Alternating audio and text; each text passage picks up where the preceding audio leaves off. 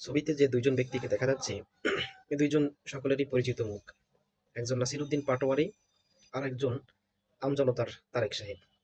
তো আমজনতার তারেক সাহেবকে নিয়ে একটু পরে বলতেছি। নাসিরুদ্দিন পাটোয়ারি মূলত সাম্প্রতিক যে ইলেকশনটা হয়ে গেল, এই ইলেকশনে ঢাকা ৮ আসন থেকে নির্বাচন করেছিল এবং সেখান থেকে উনি আলোচনায়।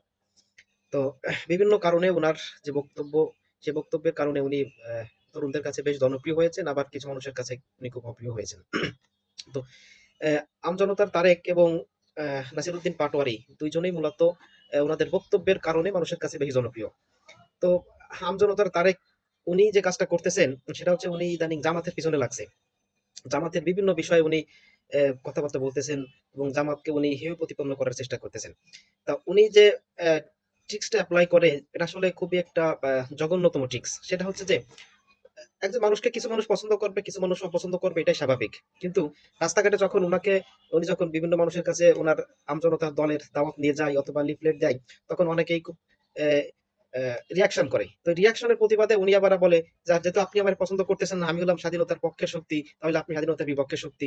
এরকম একটা কথাবার্তা বলে। আমি একদিন একটা ভিডিও দেখতেছিলাম উনার, উনি একটা মহিলাকে লিফলেট দিচ্ছে, কিন্তু মহিলা বলে ফেলছে আমি আপনাকে পছন্দ করি না। তা উনি সাথে সাথে বলে উঠেছে যে আমারও তো পছন্দ করবেন না, আমি তো স্বাধীনতার পক্ষের শক্তি, এই জন্য আমার পছন্দ করেন না, আপনি তো স্বাধীনতার বিপক্ষের শক্তি। এই ধরনের কথাবার্তা বলে, এইগুলো হচ্ছে একটা একটা বাজে বাজে কথাবার্তা।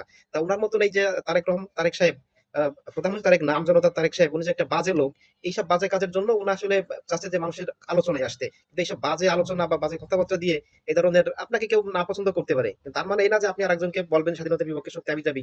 এই কথাগুলো বলে আসলে এইভাবে জনপ্রিয় হওয়া যায় না। এভাবে মানুষের কাছে আস্তে আস্তে আপনি হেয় প্রতিপন্ন হবেন এবং খারাপ মানুষ হিসেবে প্রতিপন্ন হবেন।